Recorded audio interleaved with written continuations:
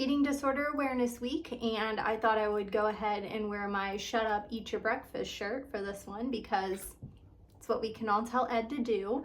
Me especially. Breakfast used to be an extremely hard task for me when I was in recovery, so just channeling this energy from Kesha and myself to all of you, and big shout to Ed. Shut up, eat your breakfast.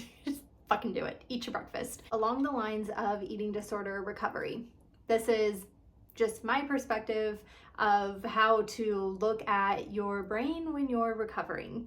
Okay, so our brains essentially do what we have taught it to do, right? We teach our brains what is important.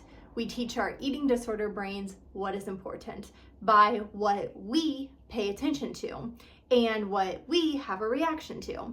So here's an example. If we're super focused on weight, anything weight associated, numbers, all that kind of stuff, we are teaching our brain that that is important.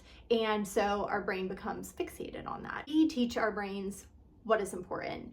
And when I was recovering and I was trying to teach my brain what was important aside from what my eating disorder thought was important, it came to me that, Z, you spend all this time and money nourishing other parts of your body, like your skin, your hair, your nails, your organs, your eyes. You do all of this nourishment, right? But you gotta nourish your brain too. We have to spend that time nourishing our brain and giving our brain, like, if we're gonna engage in like an expensive skincare routine, okay, that's cool, we nourish our skin. What about nourishing your brain? I decided that there was going to be like an outline of all of the things that I wanted to do that I thought would be beneficial to nourish my brain. So put it in my special journal from my best friend, and here's a couple of them.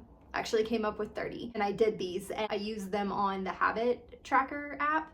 So, I would start, not like, don't go gung-ho at once, start small, create new habits. And once you've mastered one habit, add in another habit. But some of these things I was already doing, so I wanted to like reinforce to myself, like, yeah, girl, like, you're doing this for your brain, good job. And other things were things that I needed to include and focus on, and that kind of stuff, grow in. So first one, meditate. And second, do not latch on to insecurities or create stories or go down the rabbit hole. That's a big one. I used to spend a lot of fucking time in the rabbit hole, and I used to think that all of my thoughts deserved time and attention, and meditating actually helped teach me that my thoughts are just my thoughts. Not every single thought needs my attention, and really, the rabbit hole is just like, it's there, right? And I can make the conscious decision if I want to go down it or not. And when I was in recovery, my brain was just like primed to go down the rabbit hole. I'd fucking hop down that sucker as soon as I woke up in the morning, and that's, I'd find myself in the rabbit hole like, I don't know, hours later, like from just one thought. And now, through all of the self-awareness that I've done and all of the practicing and knowing that I don't have to go in the rabbit hole, now I just see it and I'm like, ew, no. And what was really cute, one of my besties, I was telling her about something that I was worried about that would happen. And she knew that that was me going down the rabbit hole. And you know what she did? She was like, girl, stop. I'm not going to let you go down the rabbit hole. We're just going to cut that off right now. And she completely redirected my thoughts and my attention and my energy. And she literally, that was like one of the most loving things that she could have done for me at that very time, was just like, hey boo, I see you. You're about to go down the rabbit hole. You don't need to be there, and I'm gonna fucking block you from going there. So I don't think I told her when she did that how much it meant to me. But yeah, if you can prevent your friend from going down the rabbit hole, please do that, because no one likes to be in the rabbit hole. It's horrible. Anyways, so that was another thing of how I am going to nourish my brain.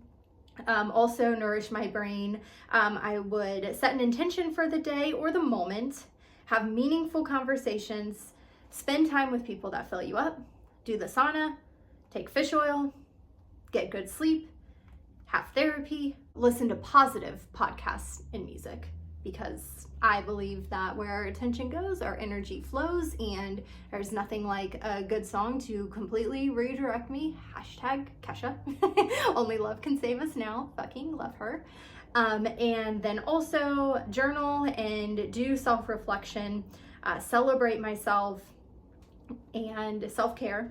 I decided self-care was a very important way to nourish my brain. And with self-care, I included naps, get your nails done, get your hair done, massages, buy things in a reasonable manner, treat yourself to travel and experiences, concerts, take some baths. So that was when I was like, this is, you know, very first, like, hey, these are the things that you need to do to nourish your brain. And I remember when I thought self-care was literally just about like pampering myself, and I used to do like self-care Sunday, and every Sunday I would do my nails and I would take a bath and I would do the sauna and I do a face mask and I do like that kind of self-care stuff, get a massage, because I thought that was self-care.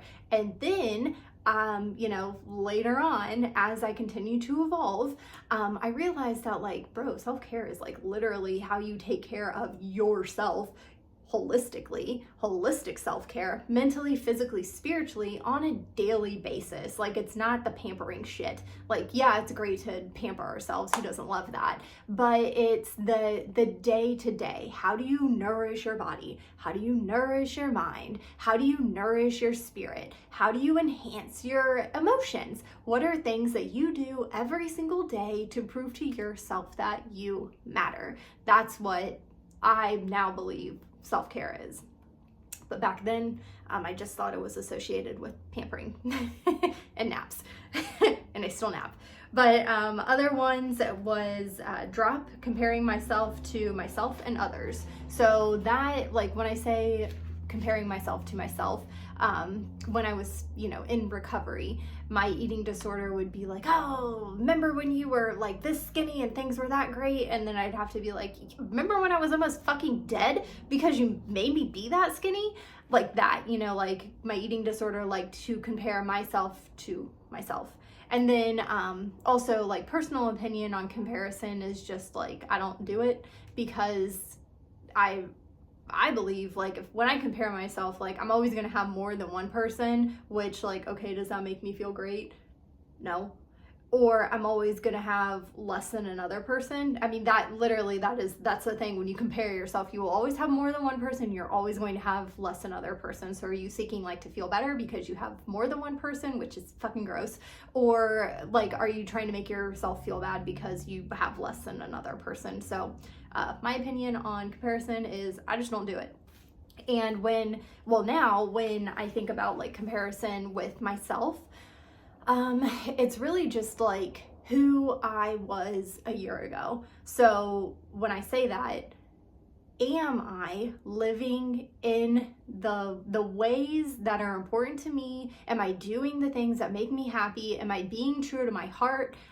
When I feel no, do I say no? Or am I going like maybe, or you know what I mean? Like, is no, or is no fucking yes? Like, so anyways, when I think about comparing myself to myself, it's, you know, me 1 year ago. KZ, what are you doing? Are you following your heart? Are you doing what brings you joy? Are you doing things to brighten your spirit every single day?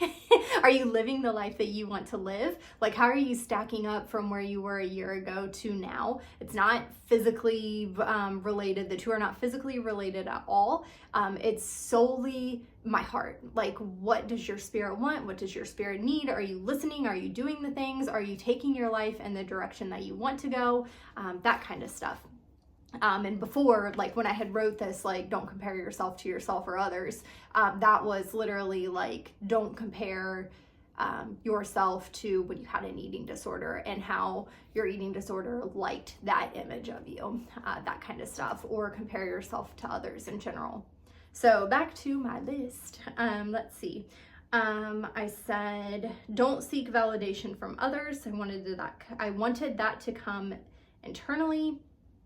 Don't be needy, advocate for myself, tell myself I appreciate me and that I'm proud of myself, validate myself, try something new, keep things tidy and clean, don't neglect my living space, make plans with people and date nights and schedule fun activities, don't focus on your appearance or trying to be perfect, laugh, don't numb out to the TV, do something else. Be in the moment, live in the now, choose happiness, gratitude, and being content. That is a choice. And do activities that you enjoy and nourish your soul. And for me, what I had reminded myself that I liked doing at that time was sketching, journaling, hiking, yoga, being by a candle, and traveling and going on dates with my husband and having friend dates with friends. And let's see, I also put trust myself and be my own best friend, and have positive and encouraging self-talk and treat myself like I'm my own teammate, which is really cute because yeah, I used to say some mean shit to myself like all the time. And part of that was not me, part of that was my eating disorder, saying mean things to me, or making me believe mean things about me. And now, like when I read that, because this was so many years ago, it's just like, I don't know, it makes my heart really happy because I don't have that internal negative critic anymore. I really do support myself and love myself and show myself compassion, and I treat myself like I'm my own best friend and the love of my life and my teammate. I'm here with me. I'm with me always. Me with me. Protect the asset. You are the asset. And it's just so interesting to see. That's another reason why I really love journaling, because you can look back and you can see how much growth that you've had literally from years ago.